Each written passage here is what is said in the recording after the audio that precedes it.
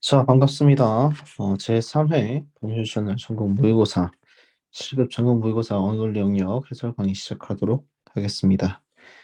자, 전체적으로 한번 훑어보고 나서 강의를 진행하면 좋을 것 같아요. 첫 번째 문제는 누가 봐도 굉장히 많은 정보량을 제공하고 있는 형태의 문제같이 보여요. 일치번 문제겠죠. 그 다음 문제는 갑을 이렇게 나오는 7급에서 자주 나온 형태의 네. 뭐 취급해서 자주라고 할 수는 없겠죠. 작년에 많이 보였던 형태인 대화하는 그 대화 상황에서 뭔가 문제 해결 또는 이 민원 등에 대한 내용 이해를 요구하는 형태의 문제라고 보시면 되고, 뭐 강창은 중국의 전통적 음악 예술 장르이다. 이것도 일치본 문제 있고요. 그다음에 뭐 따뜻한 손난로가 것이다 이렇게 나와 있는 거, 이건 뭐 당연히 손난로의 원리에 대해 설명하고 있을 가능성이 높겠죠. 그 다음에 영양분은 모두 균형 방정식을 통해 검토할 수 있다. 이것도 뭔가 원리적인 요소들 다룰 것 같고요. 네, 6번도 과학 문제 같네요. 자, 4, 5, 6 다 과학과 관련된 거지만 각각 물어보는 방식이 조금씩 다르다는 걸 이해하시면 좋을 것 같고요. 7번 반드시 참, 8번 반드시 참 논리 퀴즈겠죠. 9번도 그러한 것 같고요. 네, 10번 기억, 니은, 디귿에 들어갈 것으로 적절한 것은 뭐 이제 이 방향 체크만 잘해주시면 되는 그런 문제라고 보시면 되고요. 11번 문제는 네, 전형적인 형태의 실험 문제 이런 거 관심 있어 하실 것 같으니까 이거 좀 체크를 해보도록 하겠고요. 네, 12번 문제 같은 경우에는 이 통계적 상담론법이라는 거, 이것도 조금 어려울 수 있지만, 네, 11번, 12번 중에서 제가 좀 이따가 골라서 하나 해드리도록 하겠습니다. 다음 13번, 이것도 학교폭력 실태조사 나와 있으니까 약간의 가설 추론 형태라고 보시면 되고, 비만의 원인에 대한 여러 주장이 존재한다. 이것도 가설 추론이라고 볼 수 있겠어요. 그 다음에 15의 가나다, 이거는 일종의 이제 윤리 관련된 문제들이겠죠. 16번 화작 문제고요. 이거 뭐 전형적인 형태인데, 사람에 따라서 굉장히 약해하는 친구들도 있어요. 그런 경우에는 이거는 정말 고등학교 화작 좀 보셔도 도움이 될 수 있습니다. 다음 17번 이 기억부터 리을까지에 대한 평가. 뭐 이것도 어느 정도 이 키워드를 봤을 때 효율성, 계산 가능성, 예측 가능성, 통제 이렇게 돼 있는데, 뭐 이런 것들은 이제 성이 들어있으니까 성질이겠죠? 어떤 성질들에 대해서 제시를 하고 그 사이의 관계 같은 것들을 이야기를 하고 있는 것 같습니다. 반정신의학에 대한 개념적 설명과 그 사례들. 이거 되게 재밌을 것 같죠? 이제 좀 체크하시면 좋을 것 같고요. 그다음에 19번 요거 같은 경우에는 이제 아주 전형적인 형태의 추리 논쟁에 많이 나오는 그런 문제예요. 자, 갑이 훨씬 더 길어요. 을은 짧죠? 이런 건 이제 질문에 대답하는 방식을 통해서 이 갑을이 모두 공유하는 어떤 의견 체계 같은 걸 찾아내는 뭐 그런 거라고 보시면 됩니다. 20번은 그냥 뭐 20번 문제 같고요. 다음 이제 21에서 22번은 존재론적 증명이 신의 존재를 설명한다 했는데, 이거는 그 신학 철학이었나? 뭐 그런 식으로 해서 존재론의 하위 분야로 존재하는 있는 그런 문제고요.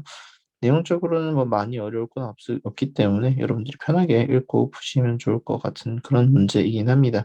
22번 같은 거 봤을 때 어렵게 생각하지 마시고 더 많이 나온 것들 대입해 보시고 되나 안 된다 평가하신 다음에 니은 선지 보고 이런 식으로 하시면 간단할 것 같고요. 23번도 좀 전형적인 형태. 24번은 네, 앞에도 나왔던 것처럼 좀 너무 비슷한 스타일도 좀 있는 것 같네요. 뭐 이전 회차들에 비해서는 조금 더 비슷한 유형들이 많이 나오고 많이 뭉쳐있는 그런 느낌이긴 한데 어려울 것 같지는 않고요. 25번도 흐른 것 같지 않는 것. 전체적인 그 글의 개요를 파악하고 나서 그 다음에 세부적인 걸 검토를 하시면 의외로 어렵지 않은 뭐 그런 문제다라고 생각하시면 되겠습니다.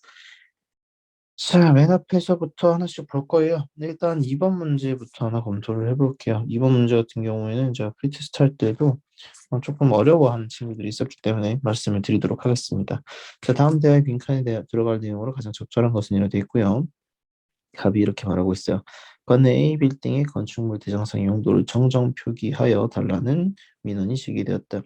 주상복합 건물인데 용도가 층별로 구분되지 않고 전층 모두 아파트 및 영업으로 돼 있어서 근린생활시설로 정정하여 달라고 했다. 건축물 대장으로 인해서 불편을 겪고 있는 게 뭐가 있냐를 봤더니 상가 지분 소유자임에도 불구하고 아파트 소유자로 분류되어서 청약에 불이익을 받고 있다고 합니다. 건축물 대상 기재 내용 변경하기 위해서는 건축물 소유자의 신청이 필요하고 상가 지분 소유자에 불과하다면 단독 신청이 불가능합니다. 이렇게 말하고 있습니다. 좀 너무 억울하겠죠? 네, 그래서 민원인은 건축물 대상의 아파트 및 영역을 기재한 것이 오류이므로 오류에 대해서는 반드시 직권 수정해야 된다라는 어떤 관리 규칙에 따라서 직권을 수정해 줘야 된다는 입장입니다. 근데 을이 뭐라고 했냐면 여기서 건축물 대장은 1971년 해당 건물이 준공된 당시 작성된 가옥 대장에 기재된 내용을 그대로 옮겨준 것이다. 그러니까 이 절차상의 하자는 없는 거다라고 생각을 했다는 거죠. 그런데 이 뒤에 나와 있는 걸 보면은 건축물 대장의 기재 및 관리 등에 대한 규칙에 따르면 층별 용도를 구분하여 표기하도록 규정하고 있습니다. 라고 돼 있어요. 그럼 뭐야? 오류라는 거야? 아니라는 거야? 이 당시에 가옥대장이 기재된 내용 그대로 했던 거는 그때는 오류가 아니었다. 이 당시는 오류가 아니었다는 거고요. 그 뒤로 이 규칙에 따르면은 이제 규칙이 바뀌었죠. 규칙이 생기고 나서부터는 뭔가 좀 변화했고 타당하게 수정해 줄 필요가 있다라고 보고 있어야 된다는 거죠. 그래서 무슨 말이냐? 이 가옥대장이 용도 구분이 안 되어 있는 것 이거 자체가 문제가 아니다. 이거를 건축물 대장의 옮김에 있어서 용도를 구분했어야 됐던 것들이 문제다. 그래서 이 가옥대장에 원래 기재되어 있었던 게 오류인지 아닌지는 우리가 알 수가 없어요. 오류가 없었다라고 보는 게 오히려 더 바람직하겠죠. 그런데 건축물 대장의 근거법률에서는 반드시 층별 용도를 구분하라고 하고 있어요. 그러면 그걸 층별 용도를 구분하지 않은 것은 분명한 오류겠죠. 그걸 생각하시면 되겠습니다. 자, 일단 3번 당연히 아니겠고요. 오류가 없지만이라고 했으면 수정할 이유가 없고 불편 상황을 해소하기 위해서가 아니라 오류가 있기 때문에 바꿔야 되는 거고요. 건축물 대장에 오류가 있을 때는 소유자의 신청 없이 직권으로 할 수 있다. 소유자들의 신청 없이죠. 그 다음에 이 규칙을 위반한 잘못이 있으므로 가옥 대장이 아니라 건축물 대장을 수정을 해야 되는 거예요. 목적물이 뭔지를 잘 기억하셔야 되고요. 남는 게 4번, 5번인데 4번은 뭐가 문제냐? 당초에 층별 용도를 구분하지 않은 잘못이라고 했을 때 이 부분에 들어갈 수 있는 여지가 없어요. 왜 없냐? 우리가 해야 될 거는 건축물 대장에 대해서 근거를 파악을 하고 그걸 바탕으로 해서 가옥대장과의 차이 같은 것들을 검토를 하는 것이지 가옥대장이 어떻게 쓰여 있어야 한다에 대한 정보는 전혀 주어져 있지 않습니다. 그 말은 뭐냐? 가옥대장을 작성할 당시 층별 용도를 구분하지 않은 것이 잘못이라고 볼 수 있는지 없는지를 우리가 판단할 수가 없다라는 거예요. 그럼에도 불구하고 이 사건이 굉장히 매력적인 오답으로 볼 수 있습니다. 자, 일단 정선지 아니고요. 오선지인데 그 이유는 우리는 건축물 대장에 대해서만 근거 법률을 알고 있을 뿐 가옥 대장에 대해서는 알 수가 없기 때문에 그렇다면이라는 표현 뒤에 들어갈 수 있는 문장이 아니다라고 생각을 하시고 지워 주셔야 되겠습니다. 답은 5번이 되겠습니다. 다음 문제 넘어가 보도록 합시다. 너무 뻔한 문제들 가지고 이야기하고 싶진 않고요. 조금 더 재밌는 문제들 논리 퀴즈는 다 다뤄드리는 게 당연히 좋겠죠. 논리 퀴즈도 먼저 다루고 또 보도록 하겠습니다. 자, 다음 문제는 7번 문제입니다. 논리 퀴즈는 다 풀어드리는 게 좀 더 낫죠. 다음 글의 내용이 참일 때 반드시 참인 것을 골라라 라고 되어 있고요. 아이고, 직선이 안 나오네요. 이 나와 있는 것들을 좀 편하게 쓸 수 있도록 조금씩 수정을 하고 들어가는 게 좋을 것 같아요. 석유 사업은 A, 가스 사업은 B, 전력 사업은 C, 석탄 사업은 D, 신재생 에너지 사업을 E라고 하겠습니다. 자, 다 할 수는 없다고 되어 있고요. 다 할 수는 없고 신재생 에너지 사업이 선택이 되면 전력 사업은 선택되지 않는다라고 되어 있습니다. 석탄 사업이 채택되지 않는다면 석탄 사업은 D니까 not D면 A는 선택이 되고 and not C 이렇게 나오겠죠. 자, 여기서 봤을 때 뭔가 연결시킬 수 있는 게 없는가 한번 보시면 좋고 그다음에 가스 사업 그러니까 B가 선택이 되면 전력 사업이 선택이 되거나 석유 사업이 선택되지 않는다고 합니다. 근데 요 잘 보면은 요 문장은 뒤집으면 어떻게 돼요? A이고 낮 C인 경우에는 A가 낮 C인 경우. 그러니까 이 석유 사업이 채택되고 그리고 전력 사업이 채택되지 않는 경우에는 어떻게 돼요? 낮 B가 나오겠죠? 이 뒤에 낮 B가 따라 나온다라는 걸 보여주는 그런 문장이라고 생각하시면 되고요. 다음에 석유 사업이 채택되지 않으면 석유 사업이 위에서 제가 A라고 했죠? 석유 사업이 채택되지 않는다면 신재생 에너지 사업도 채택되지 않는다. 다음에 석유 사업이 채택되지 않으면 석탄 사업도 채택되지 않는다. 이렇게 나오고요. 그러면 이제 여기서는 뭐 당장 A랑 연결되는 거 없으니까 내버려 두고 석유 사업이 채택되면 그리고 가스 사업도 채택되고 석유 사업이 채택 안 되면 가스 사업도 채택이 안 된대요. 이거 무슨 말일까? A이면 B이고 동시에 B이면 A란 말이죠. 그러면 이걸 바탕으로 한번 적어볼게요. not A and not C이고 이때 A이면 B이고 동시에 A이면 not B다가 나온다가 되는 거죠. 그러면 모순이지. 어려우면 이렇게 하시면 됩니다. A면 B다. B면 어떻게 돼? C거나 not A다. 근데 여기서 not C라고 했으니까 C일 수는 없으니까 not A라 해야 되죠? 이거든 저거든 모순이다. 아 그럼 뭐야? 처음 조건이 잘못됐다. 이게 틀렸다. 그러면 어떻게 돼요? 여기서 아 D구나. D는 반드시 선택이 돼야 되는구나. 그럼 여기서 A가 따라 나오죠? 요 조건에서. 다음에 A에 대해서 A면 B다 나온다. 그러면 A가 이미 선택이 됐기 때문에 C도 반드시 나와야 된다. 여기서 C가 선택되면 어떻게 돼요? 나디가 나온다. 답은 5번 말곤 될 수 있는 게 없겠다. 이렇게 풀어주시면 되겠습니다. 쭉쭉쭉 넘어가면서 보면 좋겠는데 9번도 비슷한 거거든요. 9번도 거의 똑같은 거라서 뭐 이거는 하시면 될 건데 그냥 굳이 뭐 말씀드리자면 A를 선정하지 않거나 C를 선정한다 이런 문장들이나 뭐 B를 선정하면 A를 선정하고 D를 선정하지 않는다 뭐 이런 문장들을 보고 좀 빠르게 이런 거 좀 만들어 주시면 좋아요. B를 선정하면 A를 선정하고 그다음에 D를 선정하지 않는다. B를 선정하지 않으면 D를 선정하거나 E를 선정하지 않는다. 자, D를 선정하거나 E를 선정하지 않는다 어떻게 표현하냐? 자, 이렇게 써주거나 아니면 이렇게 써주거나 자, 이렇게 경우의 수를 만들어 주시면 된다. D를 선정했을 때는 E가 선정이 되거나 안 되거나 상관없지만 D를 선정하지 않았을 때는 E를 반드시 선정하지 않는 경우가 바뀌었기 때문에 이렇게 나타내 줄 수 있다. 자, 여기서 특별히 거짓된 내용이 나와 있지 않기 때문에 이 조건에서 따라 나온 게 뭐가 있을까요? D를 선정하지 않으면 E를 선정한다. 이거 모순이기 때문에 이건 안 되겠죠. 얘는 E를 선정한다가 나오겠습니다. 그 다음에 A를 선정하지 않거나 C를 선정한다 돼 있으니까 A를 선정한 경우에는 C로 선정이 돼야 되겠죠. 네, 뭐 이런 식으로 쭉 정리를 해주면 된다. 그래서 D를 선정하지 않으면 B를 선정한다 이렇게 돼 있는데 저희가 잘 보시면은 B인 경우에는 반드시 D를 선정하는 경우밖에 없어요.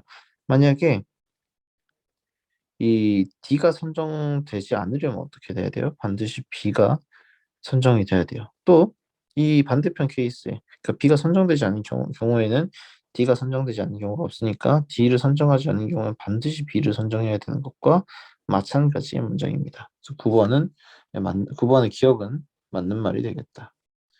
그 다음에 이 니은을 봤을 때 B를 선택하면 C를 선택한다. 있는데 B를 선정하는 경우에는 C를 선정할 수밖에 없었죠. 맞는 말이다. E를 선정하지 않으면 C를 선정한다고 돼 있는데 여기 선정하는지 아닌지 아무것도 몰라요.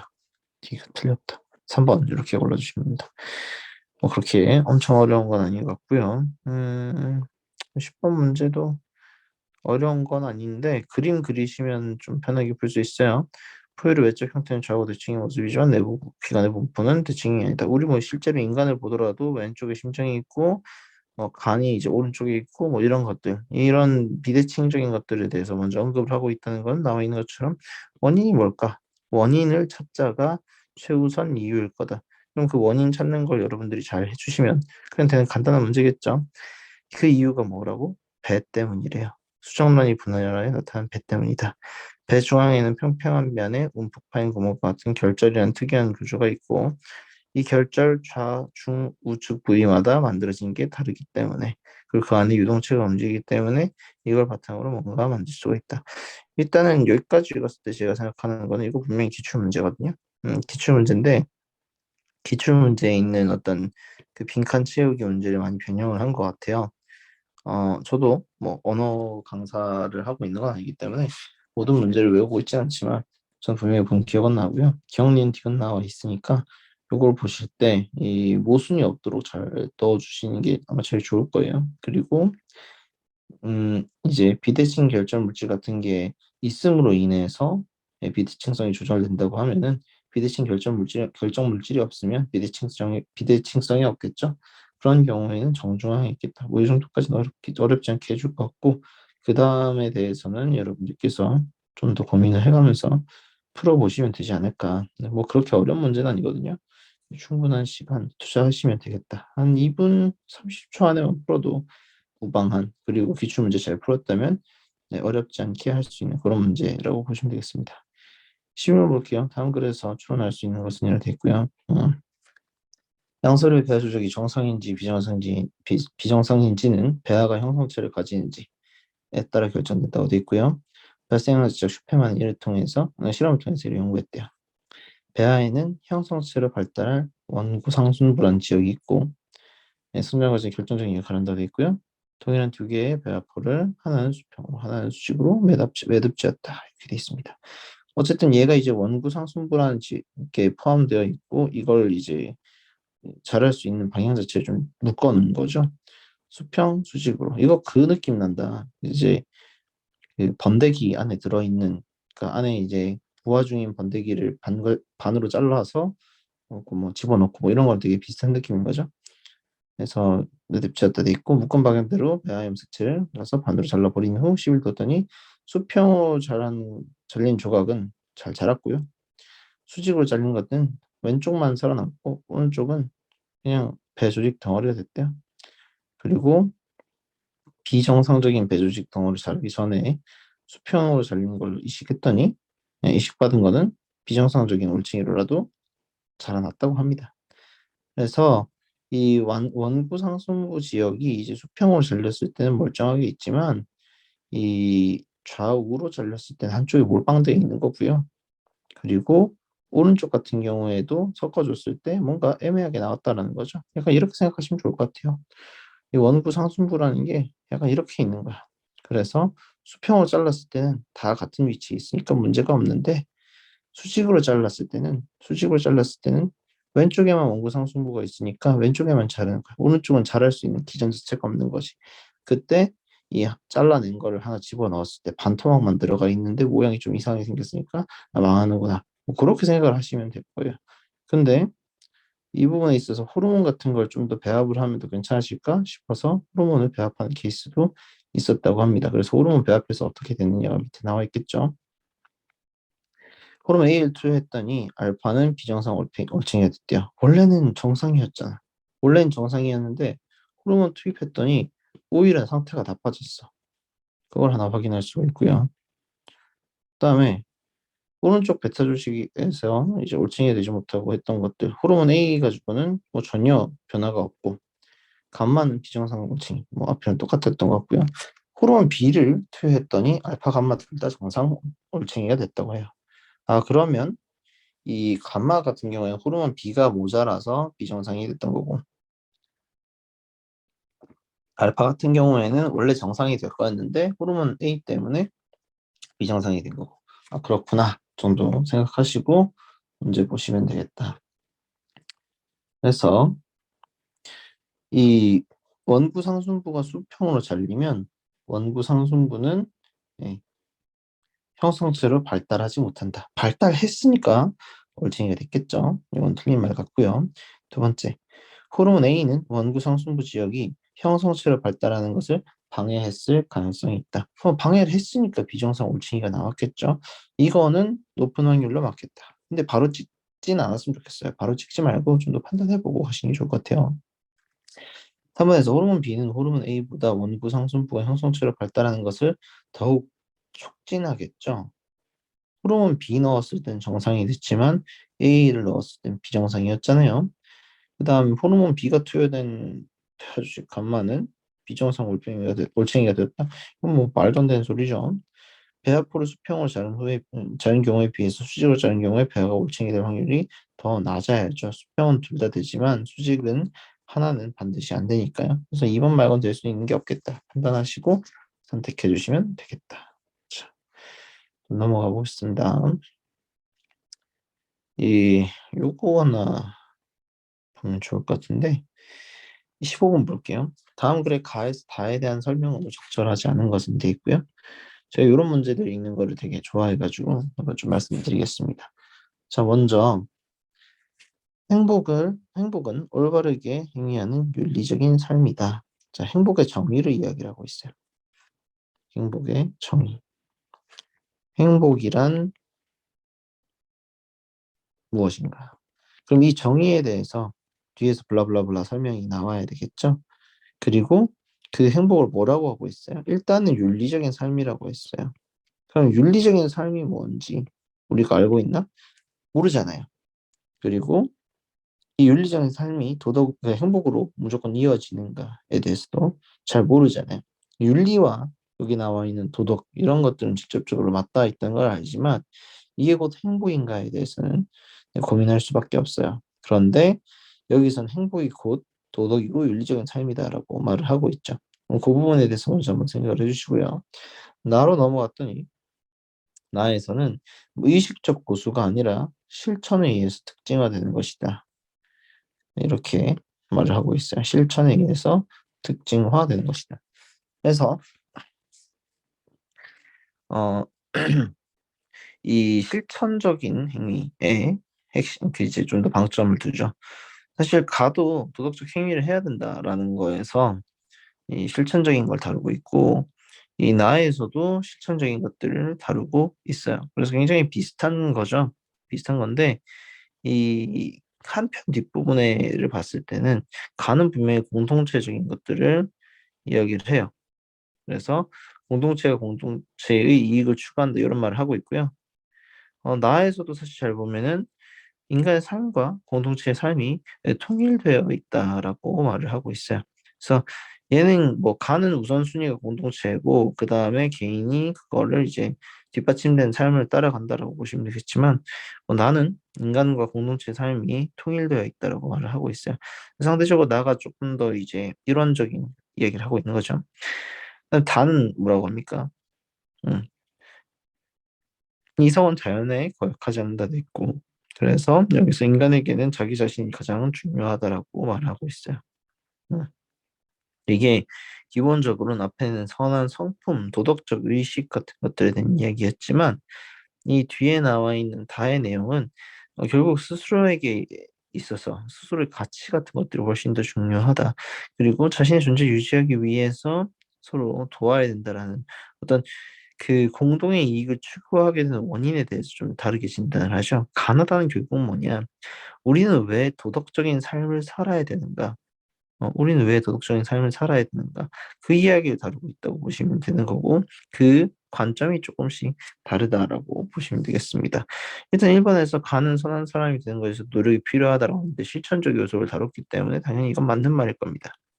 그다음에 2번에서 나는 한 개인의 삶은 공동체로부터 분리되어 그 자체로서 통일성을 가져야 된다라고 했는데 분리된 것 내에서 통일성이 중요한 게 아니라 한 개인의 삶과 공동체가 맞닿아 있어야 된다는 게 핵심적인 내용이기 때문에 이거는 당연히 틀린 내용이겠습니다. 3번에서 다는 이성은 인간에게 유용하며 인간을 완전하게 만드는 데 도움을 준다라고 생각한다. 자, 여기 컴마 들어가는 게 조금 더 좋았을 것 같고요.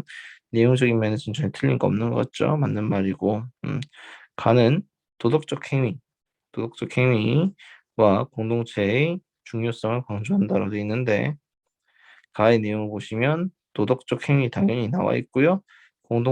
공동체도 나와 있죠. 둘 다 중요하게 생각하니까 이렇게 언급하고 있는 거겠죠? 당연히 맞는 말이다. 가나다 모두 공공의 이익에 대해서 굉장히 중요하게 생각하고 있습니다. 이거는 뭐 볼 필요도 없다. 답은 2번이라 해야 되겠다. 이렇게 해주시면 되겠습니다. 18번 보겠습니다. 18번에서 반정신의학이라고 되어 있고요. 전통적인 정신의학 이론과 치료법에 대한 반대 운동으로서 나타났다. 음. 영향력을 미친 시기도 주어져 있지만 뭐 시기 자체는 그렇게 문제에서 중요할 것 같진 않아요. 핵심적인 부분은 반정신의학이라는 것이 전통적인 것에 대한 반대 운동에 가까웠다라는 거. 네, 이 푸코네요. 푸코의 진자를 푸코인가? 그리고 푸코랑 고프만에 의해서 반정신 이야기라는 것들이 굉장히 바뀌었고, 특히 영국의 렌과 미국의 토마스 찰스의 저작에 근거해서 반정신 이야기 만들어졌다고 합니다.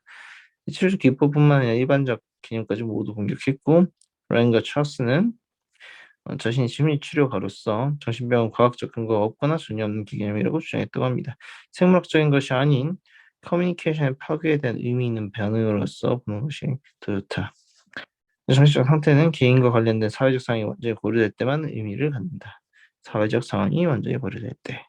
이게 또 어떻게 보면은 개인차를 강조를 하는 관점에서 봤을 때도 이 진짜 면피를 무한히 줄 수 있다는 점이 항상 문제인 것 같아요. 이런 부분에 있어서는 그 환경 탓을 해버리는 순간 답이 없잖아요. 그런 것들이 좀 문제인 것 같고요. 차스 주장은 비록 세부적인 면에서 다르지만 랭과 굉장히 비슷하다. 그래서 정신병을 진단하는데 서로 일치하는 결론을 내리지 않는다는 점을 지적하면서 정신병이 질병이 될 수가 없다고 했답니다. 차이가 있는데 정신적인 문제가 있는 환자들은 그들의 행동에 대해서 책임을 질 수가 있어요. 자, 이게 뭐가 차이가 있는 걸까? 기본적으로 랭은 커뮤니케이션의 파괴에 의한 문제고 사회적 상황에 대한 문제예요.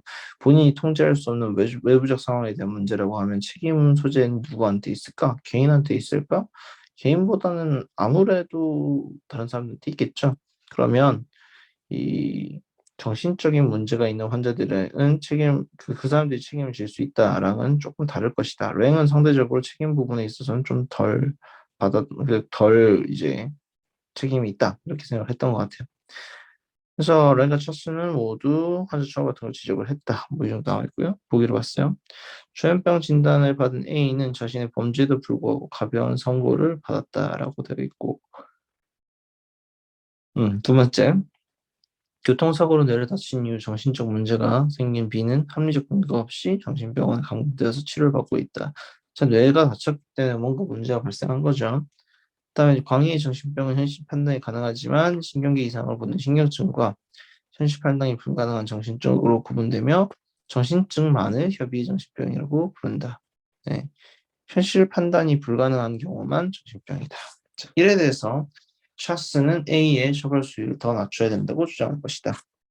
아니죠. 차스는 책임 능력이 있다고 봤기 때문에 처벌 수위 낮출 필요가 없다고 할 것이고요. 이거 마치 우리가 음주운전에 대해서 처벌을 강화해야 되지. 그때 비록 심리적으로 뭐랄까 인사불성의 상태에 있었다고 하더라도 처벌 수위 낮춰야 된다고 말하지 않는 것과 마찬가지인 것 같고요. 두 번째, 랭은 사회적 상황을 고려하지 않은 채 정신적 상태에 대한 판단을 내리는 것은 무의미하다고 볼 것이다라고 돼 있는데, 음. 어, 그쵸? 이거는 그냥 앞에서부터 계속 했던 말이니까 이거 무조건 맞는 말 같고, 이거는 본문의 내용이라서 조금 그러네요. 너무 선지가 쉬운데 나머지에 비해서 3번에서 이에 대해서 랭과 셔스는 B가 정신병원에서 감금되어 치료를 받는 것에 동의를 할 것이다 라고 되어 있는데 아니죠. 얘네들은 뭐 치료라든지 아이고 정신병이라든지 그런 부분에 대해서 지금 사회 구조적인 것들을 모두 평가를 해야 되지 뭐 감금돼서 치료받고 이런 게 답이 아니다라고 했기 때문에 3번 틀린 거고요. 4번에 3에 대해 포커와 쿠퍼만은 정신병에 대한 개념적 분류가 잘못되어 있다라고 지적할 거다라고 되어 있는데 포커만 쿠퍼만이 어떤 식으로 했는지에 대해서는 전혀 나와 있지 않아요. 그냥 영향을 미쳤다만 나와 있기 때문에 이거는 지적했을지 아닐지 모를 것 같고요. 샤스는 특정 질병이 존재하기 위해서 그에 대한 여러 의사의 진단 결론이 일치할 필요는 아니지. 그게 핵심적이잖아. 위의 내용 보면은 서로 일치하지 않는 결론을 내리는 것에 대해서 지적을 했다고 돼 있어요. 그럼 그걸 부정해버리면 어떻게 돼? 이 본문이랑 완전히 다른 거죠. 5번은 틀린 선지다. 답은 2번이겠다. 간단하게 좀 풀리는 문제였던 것 같습니다. 나머지 뭐 그렇게 쭉쭉 풀어주시면 될 것 같고 많이 힘들거나 하진 않았을 것 같습니다. 뭐 항상 말씀드리는 거지만 이 문제에 대해서 의문이 있거나 하면은 꼭 저한테 연락을 주세요. 법률저널이건 메가건 해커스건 베리터스건 뭐 한림이건 공주 뭐 이거 어디냐 뭐 여튼 이걸 뭐 편집을 하실지 모르겠지만 어느 학원이든지 간에 완벽한 모의고사를 만드는 것은 수능보다 훨씬 어려워요. 그리고 여러분도 기억하시겠지만 수능 문제들에 대해서도 사설 모의고사는 항상 호호가 있어요. 뭐 이감이 좋다, 뭐 상상이 좋다, 뭐 그런 말들 뭐가 있어도 서바이벌이 좋다, 뭐가 있다고 하더라도 결국 그 문제가 시험과 똑같을 수는 없고 시험만큼 완벽할 수는 없을 거예요. 그럴 때 나의 점수가 나의 문제풀이 방식이 실전 점수를 받는데 도움을 주는지 도움을 주지 않는지 그것만 평가를 하면 돼요. 어느 회사든지 간에 상관없습니다. 최근에 그런 게 있었어요. 법률저널이 모의고사를 잘 만드는 편이에요. 제가 생각했을 때는 그렇게 막 못 만든다는 아니에요. 너무 어렵게 만들거나 너무 불친절하게 만들어서 그렇지 그 아이디어라든지 뭐 그런 것들은 좋은 게 굉장히 많아요. 그래서 추리논증 같은 리트 시험 같은 경우에는 이제 굉장히 인기가 많은데 지난번 시험이 너무 어려웠단 말이에요. 막 25개 맞던 애들이 13개 맞고 14개 맞고 그랬대요. 뭐 언어 이해해서. 근데 그래서 그 친구들한테 또 그 말을 했어요. 이 문제들을 다 맞는 사람은 있을 수가 없고 모방 문제라면 더더군다나 검수자들도 사실 준비하면서 틀리고 서로 말싸움을 하다가 어느 한쪽으로 정해지면 이게 답이 결정되곤 한다. 그때 우리가 이제 선택한 답이 대중들한테 받아들여질지 안 받아들여질지 모르지만 그게 어느 정도 논리적 정합성을 띠고 만들어진 것은 분명할 것이다. 그때 그런 경우라면은 우리가 시험을 친 사람 입장에서는 어떻게 해야 될까? 라면은 이런 사고도 가능하구나까지만 파악을 하고 실전에 도움이 되는지 안 되는지에 대해서는 주위에 조금 점수 잘 나오던 사람들한테 한번 물어보는 게 좋다. 물론 그 사람들도 시험을 모의고사 쳤으면 멘탈이 나갔을 수도 있어. 그렇다고 하더라도 더 점수가 낮은 친구들한테는 도움을 분명히 줄 수가 있단 말이야. 그리고 본인의 어떤 의견 같은 것도 낼 수 있고 그 과정에서 스스로 자기 확신이 생긴다는 거지. 그래서 점수가 높은 친구든 낮은 친구든 모의고사 쳤을 때 점수가 떨어졌다라고 하더라도 그걸 스트레스 받을 게 아니고 서로 대화하면서 의견 공유를 하면서 만들어가면 돼. 저도 말을 해준다니까요. 추리논증 시험 어려웠다. 굉장히 어렵기 때문에 못 보는 게 당연하다. 물론 제가 법조 상황 판단에 대해서는 쉽다고 말을 많이 해요. 실제로 제가 쉽다고 느낀 경우가 많기 때문에 그런데 추리논증은 아니더라고요. 진짜 어렵긴 해요. 뭐 그래서 뭐 그런 말 할 때도 있고 제가 여분 어울리 문제 그렇게 안 어렵다고 하잖아요. 그럼 안 어렵다고 하면은 조금 스트레스 받을 수도 있어요. 근데 중요한 거는 남들이 잘 보면 그건 쉬운 게 맞는 거야. 내 백분위가 낮게 나왔을 때 그 부분에 있어서 백분위가 낮게 나오면 좀 화가 나야 돼.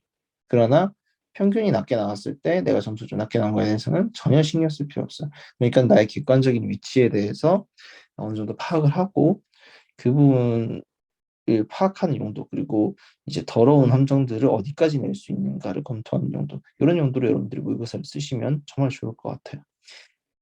그러면 이제 자료 해석에서 다시 뵙도록 하겠습니다. 감사합니다.